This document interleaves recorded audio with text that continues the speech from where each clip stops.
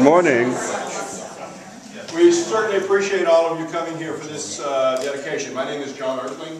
I'm the current chair of the Department of Theater Arts. I was speaking to Duke Baggard out in the hallway about the Gabbards, and everything that we do, we still feel their presence. So this is certainly appropriate.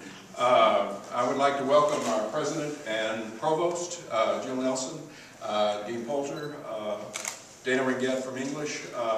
We're so glad that you could all come. We've asked Duke Baggard, who knew Gabby, to say a few words, and if you'd like to say a couple of words. You weren't dancing? Oh, sure. You weren't dancing? Yeah, beat me, put me, make me stand. Okay. It's always been a problem, Duke. Gabby was the first person I met when I came down here in 1965, and to be honest with you, I kind of looked at him and said, what the hell have I done to myself? Say what you will about Gabby, and all of us are far away from being perfect. Gabby was able to gather together enormous pools of talent, both in faculty and in the student body. When I came down here, John Bielenberg was the scene designer, and he was a phenomenal scene designer and taught us tech theater to the nth degree. He also taught us how to straighten nails, because after every production we had to straighten the nails because the production budget was so low we had to reuse everything. It's the same. So I can drive a crooked nail better than anybody in the world. Gabby was able to convince the university and the board that governed the university that the theater department deserved to be a department of its own, separate from speech. And it was a brand new department when I came down here. And that was because of Gabby's efforts to say it does indeed need to be its own separate entity.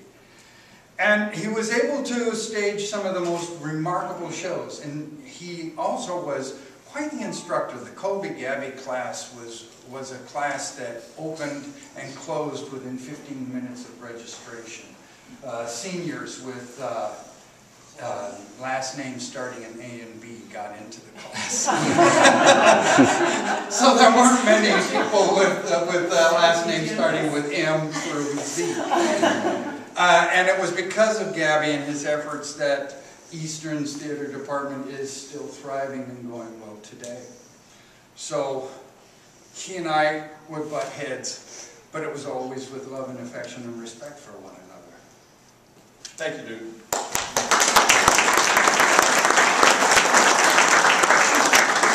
Before we go on, I saw that Dean Janicki, former Dean of the College of Fine Arts, came in. Vaughn, welcome. We're glad you're with us. Before we proceed with the unveiling, I'd like to ask if there's anybody here who knew the Gabbards who'd like to say a few words. If you'd like to, please feel free. Anyone? Are we still scared of it? I never passed the opportunity. I never passed on the opportunity to live the promise of the Eastern Illinois University's Communications Department and talk. It's good meeting you. Thank you very much for the opportunity. To reduce everything that the Gabbards mean to me and my wife Peggy down to two anecdotes, it would be these. One was that I went to school along with my wife here at the same time John Malkovich graced Eastern stage. And the greatest story I can tell you about that is simply this. The night that Lyndon Gabbard said to the future John Malkovich on stage, Malkovich by the name, his nickname at the point here at Eastern, was called Mumbles Malkovich. I'm sure you can understand why.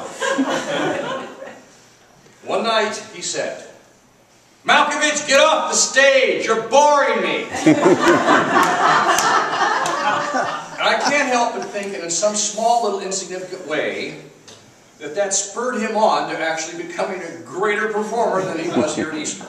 So I ascribe that the John Malkovich we know today, how many people get an entire motion picture named by your name with the title, being John Malkovich. But I think that in some small way, that one experience of being told to get off the stage might have spurred him on to something greater. That's the first thing. And the second one is a much more personal story. My wife and I went to go see Lucy Gabbard the night that Seda Thompson took ill at the Royal George Theater in Chicago. And she had to abandon her role as driving Miss Daisy. So who do you think was in the runner-up pool? Lucy. So Lucy took over the role that Seda Thompson had. She did the play, and she did great. She was just wonderful. And Peggy and I came up to see her after the show and said, hey, do you want to go do something? And Gabby said, no, we have to go meet other people. Thank you very much. And Lucy said, no. He's saying that to you because he thinks that I'm tired and I don't want to be socialized. And so we'd love to have you. So Peggy and I went up to their apartment on North Sheridan, and we spent about an hour and a half, 2 hours with them. It was a long time. Something.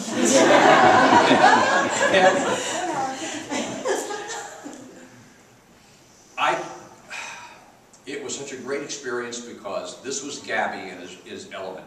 He had not only protected his wife from us earlier in that evening, but he spent the next hour and a half speaking to us about how wonderful his wife was, how excellent her performance was, how she was really not totally prepared to do the part to set in for Seda Thompson when she departed.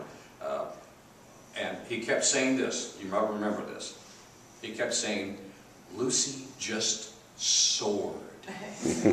And from that experience, that is the instruction, and that's the model I have for trying to treat my wife when we get old and retired. Thanks, Dan. You probably also woke up that frat boy who was sleeping in the back row. Anyone else? All right, well, before we get to the unveiling, I want to welcome the current theater faculty.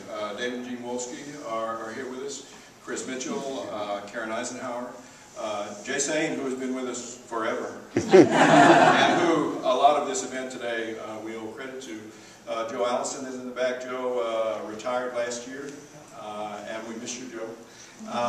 And did I miss anybody else? Mary. Who? Mary. I didn't see her hiding back. Karen. Where you going, Mary? Karen's in the doorway.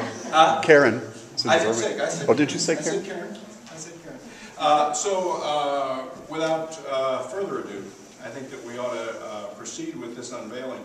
And I do think that it's appropriate that we name this green room after the Gabbards, because as they watched over the students that were here, they'll watch over all the future ones.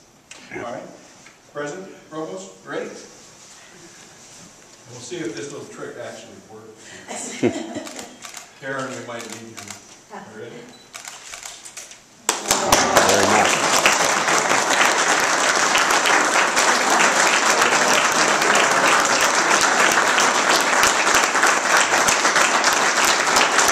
John, this is the man who did the framing for us. I'd like to introduce Gordon Harris, who did the framing and matting for us. Thank you. Wonderful job.